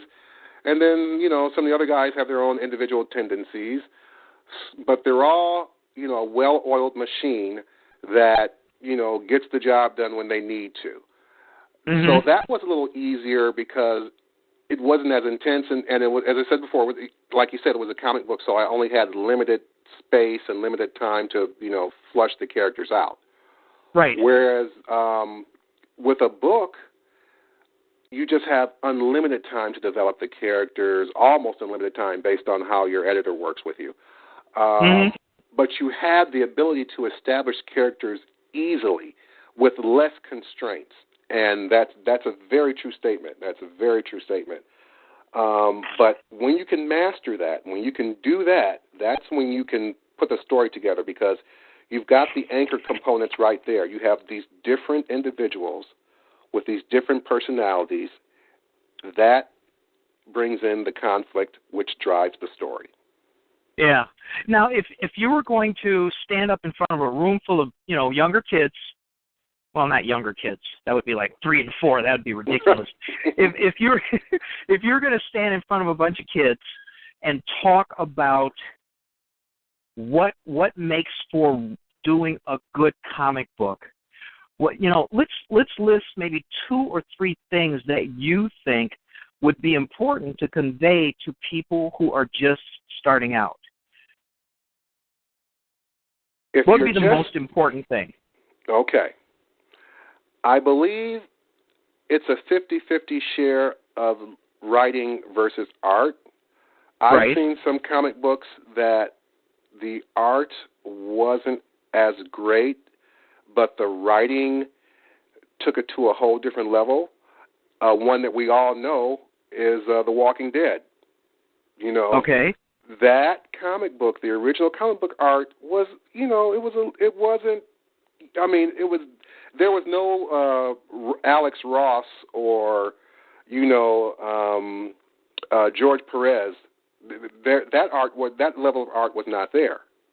Right. But the writing is what made that story so compelling, and the world fell in love with that. And I believe the first issue came out in 2009, and look where it's at and what it's doing now. Sure. That is a testament to great writing. Mhm. You could have had anybody as a writer, as an artist, do that book, but the writing and the story, that's what sold it. Yeah. And it was compelling enough that someone decided to spend the time, the effort, and the money to turn that into a television show. Exactly. And a television show that's compelling enough that it is, I still think it's the most popular series on TV right now? It still is the number one show on television, yes. After all, it's been on these, 6 years or whatever, and still the most watched show on TV to this day still. Just my opinion, but I think Fear the Walking Dead is a waste of time. But that's just me. Well, you know, it's somewhat contrived, but oh my God. Yeah, well, you know, they're trying to mix it up a little bit. You know, this time they've got a druggie and I know, but family. You know what? White people doing stupid things is not something I want to watch on TV. I get enough of that on my news. I don't need it for my entertainment. Yeah, exactly. I said it. Somebody had to say it. But, I mean, oh, my God. Like, if I'm ready for the zombie apocalypse at my house right now. All I'd have to do is probably run to the store, get me a whole bunch of canned goods and stuff like that, grab a couple of buses, park them up against either end of the block, and I'm ready. But, oh, my God, you know, dumbass white folks and zombies, they deserve to be et. Anyway, back to you. You're saying things that I think in my head all the time, but I just don't. Oh, man. Well, here's one of my guidelines. And let me just kind of switch a little. If I were going to do the same thing that you were going to do. If I was going to stand up in front of that class after you were done, mm-hmm. I would tell them, write a story mm-hmm. that is realistic enough and not so contrived that it forces people to suspend disbelief. Exactly. Write a story that's when somebody is reading it or listening to it or watching it, they don't all of a sudden go, oh, man, that is just BS. That would never happen, and it pulls you out of the story. So much writing these days, and I was thinking of a TV show and a movie. I mean, I've been watching a lot of movies lately because next year I'm going to try to actually produce a feature film. And so I'm looking at my script compared to other scripts. I did a comedic bank heist movie. For those of you who are interested, I have the production trailer on YouTube on my channel, so just go to YouTube, search for me, and then look for The Chicago Job. It's also up on BSFS. There's a link up there. But I despair of bad writing. I mean, and that's, again, why I have so much respect for someone who can put together a comic book, because that is hard writing. That's, okay, Charles M. Schultz, 3 panels in a cartoon. And how many years did he do that? Did he do Peanuts? Imagine how hard it is just to do 3 panels. You know, exactly. that's even a level above doing a comic book. So, you know, good writing is always the bottom line key to every piece of entertainment we have out there, whether it's television, whether it's movies, whether it's books, comics, comic strips, whether it's music, you know, unless you're talking about jazz. But even jazz, the nomenclature are the notes, not necessarily words. Exactly. So, you know, great writing is what makes something great. You know, you could argue that, oh, well, the actors can't do whatever, can't live up to the writing, blah blah blah. But by and large, it still comes down to the writing, because without the writing, you have nothing.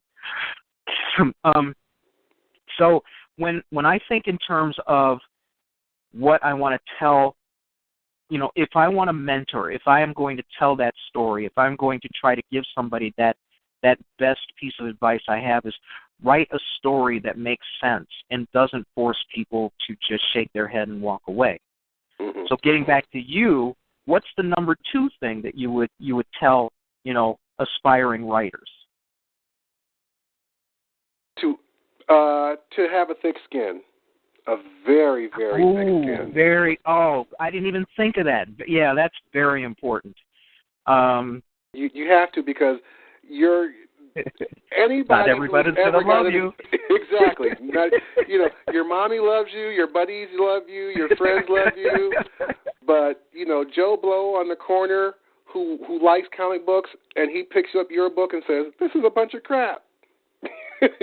So you got to have a thick skin. Every rejection letter that I got, I saved. I still have them somewhere, I think, in a box, somewhere. You need to have that. You need that. As I said before, if I had success early on, I might have been burned out by now. You see so many stories of people who have early success, and then they flame out. Look at all the child stars and things of that nature. Whereas because I, walked away from it and then came back to it with a more mature attitude, and my focus early on after just coming back to it was really honing my skills. Uh-huh. That was a sign of maturity, and that maturity helped me develop my writing to a level that's professional enough to be noticed by the industry, and that's what I was always going for. I have an analog to that. I played tennis. I played, high school, college, and professional, and, now I'm old. But there are still some young guys who, even with a bad hip, I can beat because they hit hard. They can run forever, but they don't have the fundamentals. And Exactly. If they don't have the fundamentals, then if all of their flash fails them, they're screwed. And right. and I see an analog to that to any creative endeavor. In terms of let's talk about music. Look at how many musicians we've seen who put out one song and then that's it. And they keep trying and they keep trying and they keep trying, but everything they try gets a little more bizarre, a little, a little more edgy. They're trying to do something. They're trying to make something. And yet, they don't go back to the fundamentals. There's chords that work. There's, take it to the bridge. You got all kinds of examples of people who have a good grounding in the fundamentals of their art, and then they expand out from that. Exactly. So, yeah. And so what's the third thing that you would impart to these young, fertile minds that want to conquer the world? There is no ceiling. The only ceiling is the one that you put forth on yourself. Also very good. That is, yes. Because man, I can't argue with any of those. No, it's all about who you are as an individual. If you decide to jump on this strange, magical mystery trip of being a writer and actually want to turn it into a career, you can't ever say to yourself, "That's all I can do." Those words can never come out of your mouth. You can't ever think that. You have to, every time you reach a plateau, you have to start building a new ladder. You have to start building a new ladder, because if you rest on that plateau, somebody else is going to build a longer ladder, and they're going to go right by you. And I think there's an adjunct to that, too, to what you just said. The best artists out there, the best creatives out there, the best people who make wonderful fill in the blank, art, music, whatever. Mm-hmm. They even consider themselves always a work in progress.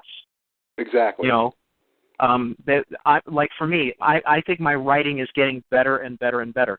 To have my first novel be 330,000 words. First of all, nobody was going to publish that. Second of all, that's too many words. Readers today don't really want to read that many words, but I'm fortunate enough that I can suck them in and get them to read the whole book at 500 pages or whatever. Mm-hmm. Excuse me. But each successive thing that I write is better than before. And that is probably the one thing about what I do where I think that I am justifiably proud of myself. In that I always want to get better. I want to do the next thing better. I mean, a 750-page book, and I'll tell you where I've gotten since 2001. Just a month ago, I actually wrote a short story that was only 1,900 words. That is the shortest thing I ever wrote in my life, except filling out my driver's license application or something like that. So, but to what you said, I think the good creatives are always a work in progress. They're always trying something new. They're looking at what other people do to see, wow, I wonder if that method, not that you want to copy someone else's work, but that method or that kind of circumstance will work better for me or help me. So the no plateau thing, man, that's brilliant, and it applies in so many different ways. Definitely. You have to always want to, my favorite saying is, look behind the curtain. You just can't never, being Oz, of course. Right.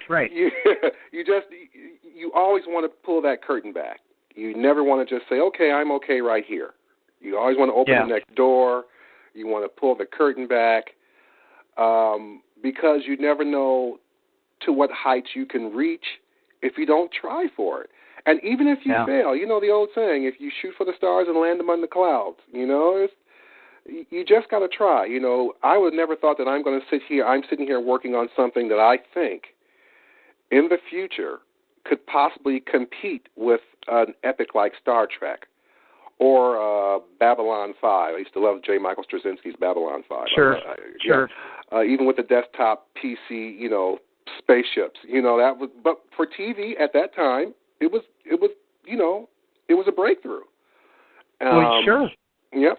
And to me, it was one of the best new sci-fi dramas since the creation of Star Trek, because everything else has always been this version of Star Trek, that version of Star Trek, that version of Star Trek. Although TNG was my favorite. I love the original, of course, but Star Trek The Next Generation, to me, they have yet to come up with something with storylines that compelling. Most importantly, characters with voices that were so unique and so individual. I think TNG helped that it really had some very, in some of the actors, Shakespearean class actors. Of course. And the writing was great. Mm-hmm. And the issues, dealing with Q, all sorts of things. I will tell you this, for those of you who want to go back and watch an episode, the Tin Man episode in The Next Generation, at the very beginning, they're on their way to planet Hayashi. So that was that. Yeah, I knew you loved that. Yeah, exactly. I binge watched the whole thing this summer, and I went, "What the?" I was surprised. Man, we have run out of time. This has been great. I mean, I hope you enjoyed your time here, because people are going to love this. Once this is up on YouTube and TalkShoe, of course, hook your website into this this podcast so people can get to know you a little bit better. But Oz, I had a great time, man. I hope you did too. I really did, William. I appreciate it. I appreciate you guys having me on. I can talk about writing and comic books and sci-fi for the next 4 or 5 months. So, yeah, it's time to break for right now, I guess. All right. And then because Jarvis asked me to actually close out the show today, okay. So I want to thank everybody who listens to this live. I want to thank people who pick it up as a podcast. We appreciate all of the support for both the show and BlackScienceFictionSociety.com. As for you, Oz, if you're going to go to any more, every time you go to one of these conventions, think about posting up the date on the events calendar at BlackScienceFictionSociety.com, so people who might be in the neighborhood or might be looking for something to do on a weekend or whenever one of those conventions comes up can stop by and actually see the guy who was interviewed. Okay? Definitely will do that. That's going to definitely be part of my marketing strategy from this point on. Okay, great. And on behalf of Jarvis, I want to thank the people who do support BlackScienceFictionSociety.com, who do support the radio show, and I hope that in some small way I have been entertaining enough that you'll keep coming back. We're going to try to have somebody interesting here every single Friday. Sometimes we hit, sometimes we miss. So thank you, everybody, for being on the show, and I guess I'm just going to wish you a good evening for those of you listening live, and we'll catch you next week. I'm going to have to put a pause in here. Hopefully Jarvis, let's see if Jarvis will stop the show. Hang on, us. Okay. Well, that was a long enough pause that he'll go ahead and cut that off. Thanks, man. I mean, did you have fun? I had a great time. I really enjoyed it.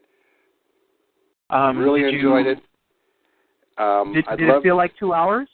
No, it didn't. It just felt like I was sitting around talking comic books with my buddies. That's what it felt like. I loved it. It was great. I'm glad you did, because this is the best part of doing it. I was at Mid-Americon, which is Worldcon, where they vote on the Hugos. Mm-hmm. In Kansas City just a few weeks ago, and I was talking to a lot of people who do, sci-fi, fantasy, horror-related shows, and it appears that this is the only 2-hour show on the internet that's generally known. Where we interview, where one person gets interviewed for 2 hours, and people would look at me when I would first say it, like, how in the hell do you talk for 2 hours? And it's really not that hard if you just treat it like a conversation, Exactly, and that's what I enjoy about it, because we're just talking, we're expressing ourselves, we're both kindred spirits in what we like, and that made it really easy. That made the back and forth really easy. It flowed quite smoothly, I thought. All right. Well, I'm glad you did that. You found it to be that much fun. We're going to probably have you on again, in the future when you have new stuff coming out. But on behalf of Jarvis, I want to wish you a good night, because I have to run. I have to go get some wings before they close up. Oh, yeah, definitely. Well, William, I look forward to talking to you, and we're going to chat back and forth on Black Science Fiction Society, and I'll make you a Facebook friend and all that stuff. I want to talk to you about let's see. I want to throw a thought at you, too, to see what you think whenever you get a chance. How could I do that? You could drop me a note at BSFS. Okay. If we're not, no, I'm looking in the chat room. So let's friend each other at BSFS so that we can just send notes back and forth easily. Okay. And I do want to talk to you about, you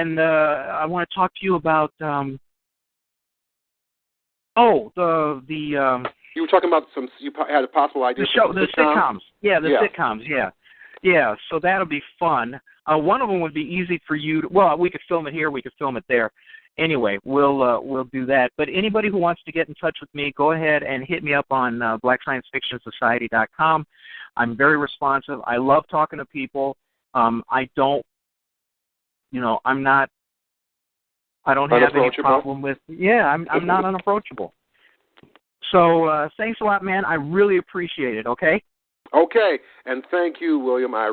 It was great, really, finally getting to talk to the images I've seen on Black Sci-Fi so much. So now I really get to know who you are, and I'm really grateful to have the experience, and I'm looking forward to getting to know you even better. All right, man. Take care. I'll catch up with you soon. All right. Good night, everybody. Good night. Bye. Bye.